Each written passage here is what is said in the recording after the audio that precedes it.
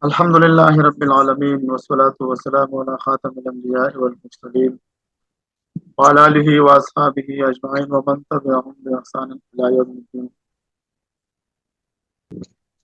کل کی درس میں وضاحت ہوا کہ ملحدین کہتے ہیں کہ خدا کے وجود کا ثبوت دے دو، بلکہ ہم ملحدین سے سوال کرتے ہیں کہ بات اللہ کے وجود کی نہیں ہے، بات میرے اور آپ کے وجود کی ہے۔ اللہ تعالیٰ تو خالق کائنات ہے، اس پر مکمل تفصیل ہوا ہے۔ ساتھی اگر سمجھنا چاہتے ہیں تو وہ درس سن لیں۔ آج ہمارے درس کا عنوان اور خلاصہ ہے رد الالحاد کے لیے اہم اور مفید اصول۔ یہ بہت امپورٹنٹ اور بہت ضروری بات ہے۔ جب ہم ان اصولوں کو پڑھیں گے اور ان کو یاد کریں گے تو ملحدین کے جتنے بھی اعتراضات ہیں اور الحاد کا جتنا بھی نظریہ ہے اسے سمجھنے میں ہمارے ان اصولوں کے ذریعے ہمارے بہت مدد ہمیں ملے گی، کیونکہ کسی بھی چیز کے لیے اصول ضروری ہوتے ہیں۔ دنیا میں ہم جو بھی کام کرتے ہیں وہ کسی اصولوں میں رہتے ہوئے کرتے ہیں۔ اسی طرح الحاد کے بارے میں اور ملحدین کے لیے بھی چند اصولوں کو ہم نے ذکر کیا ہے۔ اس کا سمجھنا اتنا ضروری اور اہم ہے کہ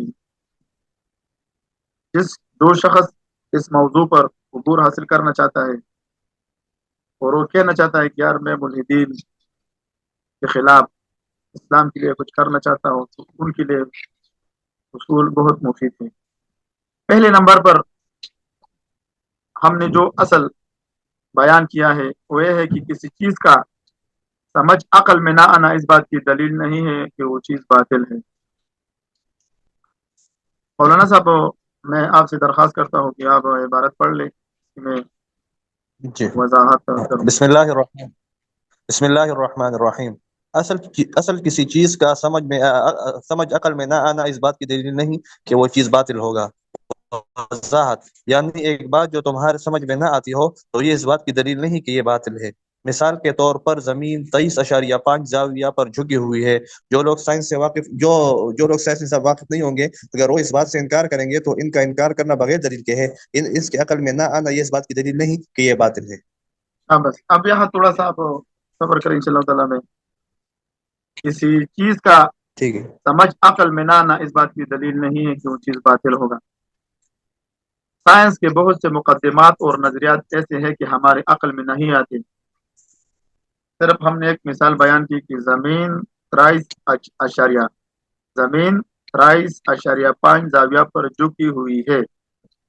اب ہماری یہ سمجھ میں نہیں آ رہا، ہم سائنسدانوں کی وجہ سے مان رہے ہیں، کیونکہ یہ ہمارے سمجھ میں کیوں نہیں آتا اس کے بارے میں بھی یہ ہونا ضروری ہے کہ ہم وضاحت کر دیں آپ لوگوں کو۔ ہمارے سمجھ میں یہ اس لیے نہیں آتا کہ جھکنا، اٹھنا، بیٹھنا یہ زندہ مخلوق کی صفت ہے یا جو حیات شعور سے خالی ہو اس کی صفت ہے۔ تو تمام جتنے بھی ملحدین ہیں وہ کہیں گے کہ یار جھکنا، اٹھنا، بیٹھنا یہ تو زندہ مخلوق کی صفات ہے۔ اب ملحدین بھی مانتے ہیں کہ زمین نہ شعور رکھتی ہے نہ حیات رکھتی ہے، اس میں عقل بھی نہیں ہے، تو پھر 23.5 زاویہ پر کیوں جھکی ہوئی ہے؟ ملحدین اور سائنس صرف اتنا بتا سکتی ہے کہ 23.5 زاویہ پر اس لیے جھکی ہوئی ہے کہ اس سے موسم تبدیل ہو رہے ہیں، دن اور رات کا نظام آ رہا ہے، لیکن یہ نہیں بتا سکتے کہ اس کو کس نے جھکایا ہے۔ یہ بات ہماری عقل میں نہیں آ رہی لیکن پھر بھی ہم مانتے ہیں۔ اسی طرح بگ بینگ کے بارے میں ملحدین کا نظریہ ہے کہ کائنات اتفاقاً سے وجود میں آئی ہے۔ اب ایک ایسی عقل میں آ گیا، ہمیں خود بخود کی ایک چیز دکھا دینا۔ جب آپ کسی ایک قلم بھی خریدنا چاہتے ہیں اور اس قلم کے لیے بھی بنانے والا ہونا ضروری ہے، تو اتنا عظیم کائنات ہے کیسے خود بخود بن گیا؟ اسی طرح اور بہت سی مثالیں ہیں، میں آپ کو سمجھاتا ہوں۔ سائنسدان کہتے ہیں کہ جب کوئی سیارہ یا ستارہ بلیک ہول میں چلا جاتا ہے تو اس میں زمان اور مکان کا سلسلہ ختم ہو جاتا ہے، اس میں ٹائم اور سپیس स्पेस और टाइम, जमान और मकान नहीं होता, ये हमारी समझ में नहीं आ रही, क्योंकि हमने अभी तक ऐसा चीज देखा नहीं है जो टाइम, स्पेस, हाँ, टाइम, जमान और मकान उसमें ना हो। तो ये हमारी अकल में नहीं आ रही, लेकिन साइंसदान कह रहे हैं, हम मान रहे हैं। बहुत से ऐसी चीजें है, ऐसी अशिया मौजूद है कि हमारे समझ में नहीं आ रही। मिसाल के तौर पर मुल्हिदीन नजरिया इर्तिका के मानने वाले हैं, कल हमने वजाहत किया। तो हम मुल्हिदीन से सवाल कर रहे हैं कि हमारी अकल में नहीं आ रही, आप हमें समझा दो अकली दलाइल से। हम मुल्हिदीन से सवाल कर रहे हैं। मुल्हिदीन अगर इस्लाम पर इतराज करे तो अल्हम्दुलिल्लाह हम उसको जवाब दे सकते हैं कि मुल्हिदीन की अकल में कोई बात न आना इस बात की दलील नहीं है कि ये मौजूद नहीं है, बल्कि हम कहते हैं कि आपकी अकल में नहीं आ रही। कल भी हमने वजाहत की थी कि इस्लाम के बहुत से मुकदमात ये मावराए अकल है।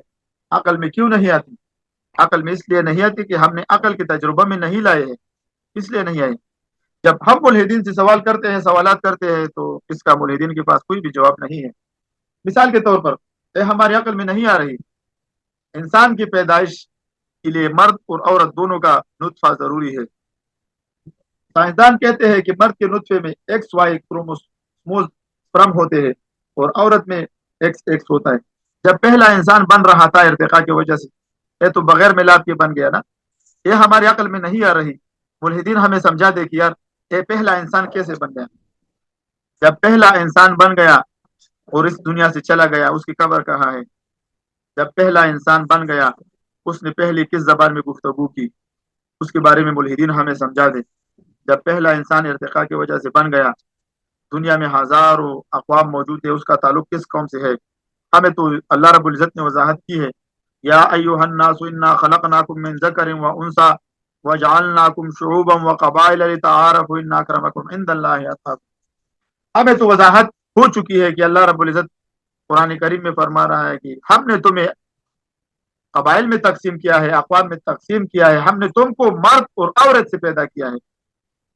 इस्लाम कह रहा है कि इंसान की तख्लीक हो चुकी है मर्द और औरत से। साइंस का भी यही नजरिया है कि इंसान पैदा उस वक्त पैदा हो सकता है जब मर्द और औरत के मिलाप हो, लेकिन मुल्हिदीन के पास इर्तिका के लिए दलील नहीं है। हमारे पास तो ये दलील मौजूद है कि इंसान मुख्तलिफ अक़वाम में क्यों बढ़ चुका है, इसलिए कि अल्लाह रब्बुल इज्जत देखना चाहता है कौन आप लोगों में नेक अमल करता है। मुल्हिदीन हमें समझा दे कि पहले इंसान ने किस जबान में गुफ्तगू की, उसकी कब्र कहाँ है, उसके कितने बच्चे थे, उसका इंतकाल कितनी उम्र में हुआ है। अगर हम मुल्हिदीन हमसे सवाल करें कि पहले इंसान के बारे में, तो अल्हम्दुलिल्लाह हजरत आदम अलैहिस्सलाम का पूरा डेटा हमारे साथ महफूज है। इल्हाद और साइंस आपको सिर्फ बिग बैंग तक पहुंचा सकता है, साइंस आपको सिर्फ बिग बैंग तक पहुंचा सकता है, लेकिन इंसान की पैदाइश और कायनात के बारे में इल्हाद और साइंस कोई भी गुफ्तगू नहीं कर सकता। इसी तरह ये हमारी अकल में नहीं आ रही। हम मुल्हिदीन से सवाल कर रहे हैं ना, ये अकली सवालात हम मुल्हिदीन से कर रहे हैं। जब हम दुनिया में अगर कोई बीज बोया जाता है ना, तो उससे फसल उगता है या नहीं उगता। हम जो अमाल कर रहे हैं, नेक इंसान अच्छे अमाल कर रहे हैं और बुरे इंसान बुरा अमाल कर रहे हैं। अब इसका नतीजा कहाँ निकलेगा? अगर कयामत का तस्वर निकाल दिया जाए तो जो हमने जो बीज बीज बोया है, उसका नतीजा हमें कहाँ मिलेगा? उसका नतीजा कयामत के दिन हमें मिलेगा। उसके लिए अल्लाह रब्बुल इज्जत ने एक निजाम बनाया है, मालिक यौमिद्दीन। अल्लाह रब्बुल इज्जत आदिल है, उसकी सिफात में से एक अदल भी है। वह अल्लाह रब्बुल इज्जत अदल करेगा और हर इंसान को उसकी अमाल का बदला मिलेगा। एक आयत में आता है, फला तअलमु नफ्सुम मा उख्फिय लहुम मिन कुर्रति अयुनिन जज़ाअन बिमा कानू यामलून। और दूसरी आयत, कसब और अमल दोनों की वजह से इंसान को उसका बदला मिलता है। कुरान करीम वजाहत कर रहा है, इक़रा किताबका कफा बिनफ्सिका अल-यौमा अलैका हसीबा। पढ़ अपने अमलनामा। मुल्हिदीन कहते हैं ना, यार आप कैसे मुसलमान हो कि आप गुनाह करते हो? तो हम मुल्हिदीन से हम मुल्हिदीन को जवाब दे रहे हैं कि हदीस मुबारक में आता है, कुल हदीस मुबारक में आता है, कुल्लु बनी आदम खताउन, बनी आदम खताकार है, व खैर खताइन अत्तवाबुन, उसमें बेहतर वही है जो तौबा करने वाले हैं। कुरान करीम ने नहीं कहा कि आपने गुनाह नहीं करना है, लेकिन कुरान करीम ने यह कहा है जो शख्स अपने ऊपर जुल्म कर ले और गुनाह कर ले, ला तक़नतु मिन रहमतिल्लाह, अल्लाह रब्बुल इज्जत फरमा रहे कि मेरी रहमत से आपने ना उम्मीद नहीं होना है। कुरान करीम तो ये वजाहत कर रहा है कि फमन सकुलत मवाजीनुहु, जिसके नेक अमाल ज्यादा है, एक कामयाब होने वाले हैं। तो मुल्हिदीन का ये गलत नजरिया है। तो हम मुल्हिदीन से कह रहे हैं कि किसी चीज का समझ अकल में ना आना इस बात की दलील नहीं है कि वो चीज बातिल होगा। हमने बहुत से ऐसी साइंसी नजरियात और मुकदमात को बयान किया कि ना हमारे जहनों में आ रहे हैं और ना मुल्हिदीन के जहनों में, लेकिन फिर भी हम मान रहे हैं। तो आप यहाँ से थोड़ा सा इबारत अगर पढ़ ले तो मैं इंशाअल्लाह ताला उसकी तफसीर और करूँगा।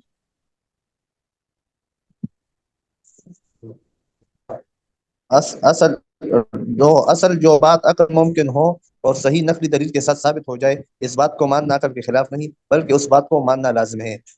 पहला असल तो आपको मालूम हुआ कि जो चीज अकल में ना आए, जो चीज का समझ अकल में ना आए, जो चीज का समझ अकल में ना आए वो बातिल नहीं होगा।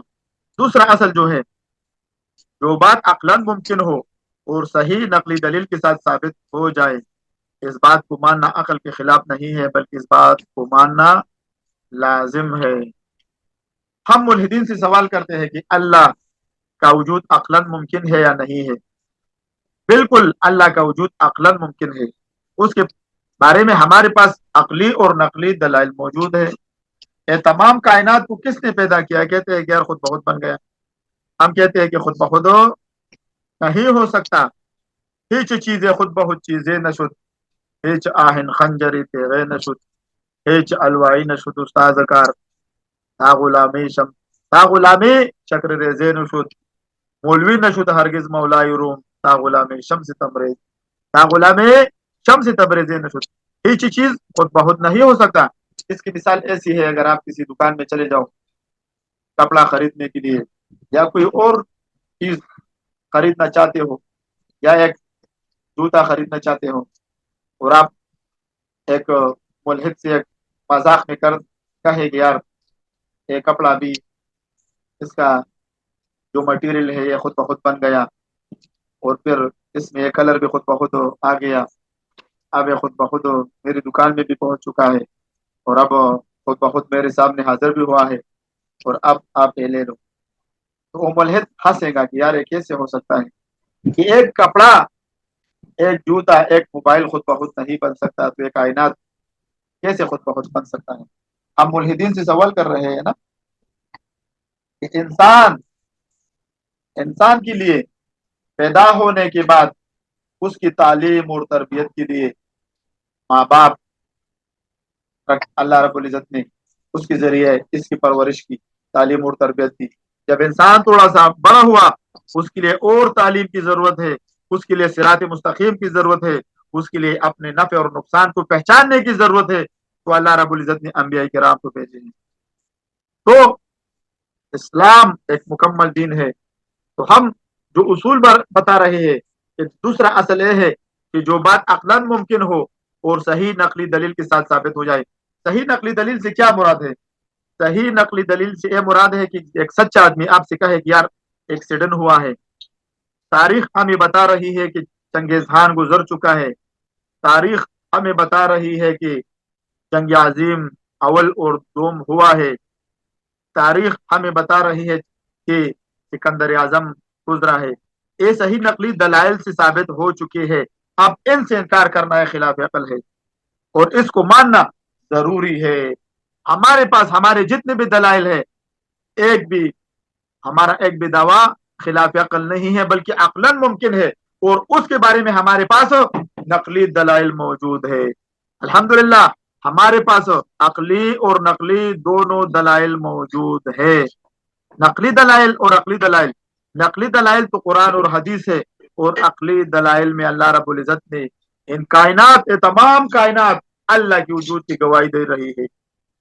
الذی خلق الموت والحیات، اللہ رب العزت نے اس وقت وضاحت کی تھی، قرآن کریم نے اول دن سے وضاحت کی ہے کہ زندگی اور موت کو پیدا کرنے والا اللہ تعالیٰ ہے۔ ملحدین سے ہم سوال کر رہے ہیں کہ آپ اللہ کی مخلوق سے انکار نہیں کر سکتے تو آپ اللہ سے انکار کیا کرو گے؟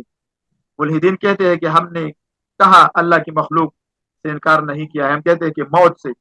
تمام ملحدین موت کو مانتے ہیں۔ ملحدین سے ہم کہتے ہیں کہ آپ موت کو کس دلیل پر مانتے ہو؟ موت کو تو اللہ نے پیدا کیا ہے۔ جب آپ اللہ کی مخلوق سے انکار نہیں کر سکتے تو اللہ جو خالق ہے اس سے آپ انکار کیسے کرو گے؟ تو دوسرا اصل یہ ہے کہ جو بات عقلاً ممکن ہو، قرآن کریم، احادیث مبارکہ اور اسلام کی جتنی بھی عقائد ہے یہ عقلاً ممکن ہے اور صحیح نقلی دلائل کے ساتھ ثابت ہے، تو اس بات کو ماننا خلاف عقل نہیں ہے بلکہ اس بات کو ماننا لازم اور واجب ہے۔ پھر واقعات تو 3 قسم کے ہوتے ہیں، اس کے بارے میں آپ کتاب کی عبارت پڑھ لیں، جزاک اللہ۔ واقعات 3 قسم کے ہوتے ہیں، ایک وہ جس کے ہونے کو عقل ضروری اور لازم بتلاوے، مثلا ایک آدھا ہے 2 کا، یہ امر ایسا لازم الوقوع ہے کہ 1 اور 2 کی حقیقت جاننے بغیر عقل اس کے خلاف کو یقین غلط سمجھتی ہے، اس کو واجب کہتے ہیں کہ 2 آدھا ہے 1 کا۔ دوسری قسم وہ ہے جس کے نہ ہونے کو عقل ضروری اور لازم بتلاوے، مثلا 1 مساوی ہے 2 کا، یہ امر ایسا لازم النفی ہے کہ عقل اس کو غلط سمجھتی ہے، جو اس کو ممتنع اور محال کہتے ہیں۔ تیسری قسم وہ ہے جس کے نہ وجود کو عقل لازم بتلاوے اور نہ نفی کو ضروری سمجھے، بلکہ دونوں شقوں کو محتمل قرار دے اور نہ ہونے کا حکم کرنے کے لیے کسی اور دلیل نقل پر نظر کرے۔ بس واقعات کے بارے میں ہم نے تھوڑی سی وضاحت کی ہے کہ ایک چیز کے ہونے کو عقل ضرور اور لازم بتلاوے، عقل کے ذریعے ہمیں لازم مانیں گے، ہمارا عقل اس چیز کے بارے میں ہماری عقل ہمیں رہنمائی دے رہا ہے کہ یہ چیز ضروری ہے، یہ لازم ہے۔ مثال کے طور پر ایک آدھا ہے 2 کا، آپ کے پاس 2 روپے ہے، آپ کے پاس 2 اشیاء ہے، آپ کے پاس 2 کتاب ہے، اس میں ایک آدھا ہوگا۔ یہ امر ایسا لازم الوقوع ہے کہ 1 اور 2 کی حقیقت جاننے کے بعد جب انسان کو 1 اور 2 کی حقیقت معلوم ہوتی ہے تو پھر اس کے خلاف یقیناً عقل غلط سمجھتی ہے کہ ایسا ہو نہیں سکتا کہ 1 2 کا آدھا نہ ہو، بلکہ وہ کہے گا کہ ضرور ایسا ہے کہ 2 کا آدھا 1 ہوتا ہے اور اس کو واجب کہتے ہیں۔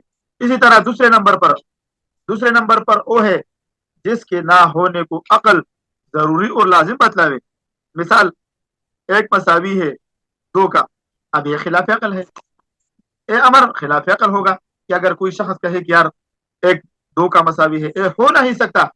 جب ملحدین بگ بینگ کا نظریہ پیش کر رہے ہیں نا، ہم کہتے ہیں کہ ملحدین سے ہم کہتے ہیں کہ یار وقت کی شروعات کس وقت ہوئی؟ اس نے کہا کہ بگ بینگ کے وقت، بگ بینگ ہونے کے بعد ہم کہتے ہیں کہ کسی چیز کے لیے وقت ہونا ضروری ہے یا نہیں ہے؟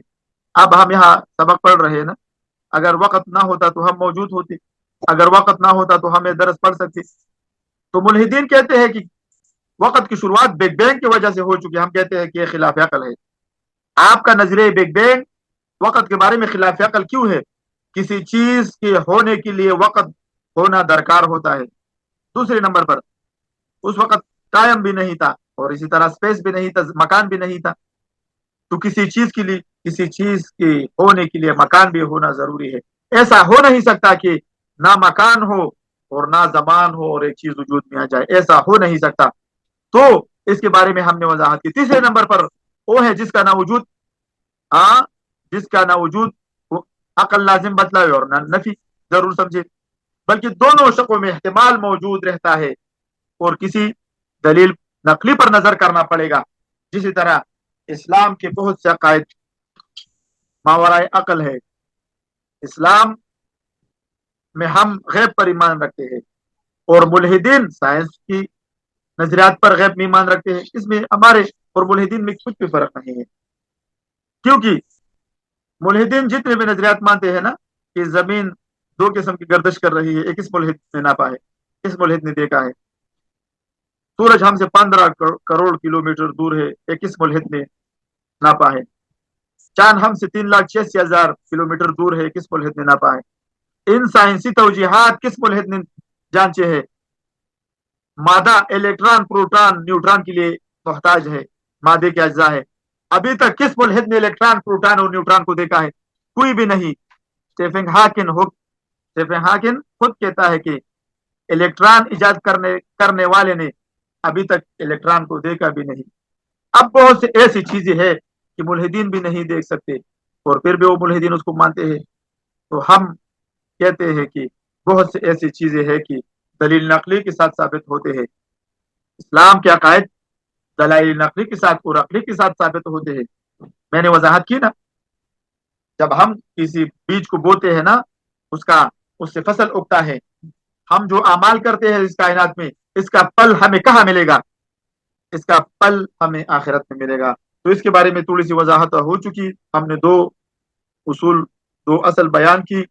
पहला असल यह है कि जो चीज अकल में ना आए, जो चीज किसी चीज का समझ अकल में ना आना, इस बात की दलील नहीं है कि वो चीज बातिल होगा। इस पर मुकम्मल अल्हम्दुलिल्लाह हमने गुफ्तगू की। और दूसरे नंबर पर हमने ये वजाहत की कि दूसरा असल यह है कि जो बात अकलन मुमकिन हो और सही नकली दलाइल के साथ साबित हो जाए, तो इस बात को मानना खिलाफ अकल नहीं है, बल्कि इस बात को मानना लाजिम और वाजिब है।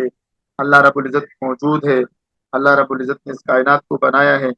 अल्लाह रब्बुल इज़्ज़त, मुल्हिदीन से मैं अक्सर एक मजाक में कुछ सवालात कर रहा हूँ। अल्हम्दुलिल्लाह आपको तो पता है कि हर रोज मैं मुल्हिदीन से सवालात कर रहा हूँ।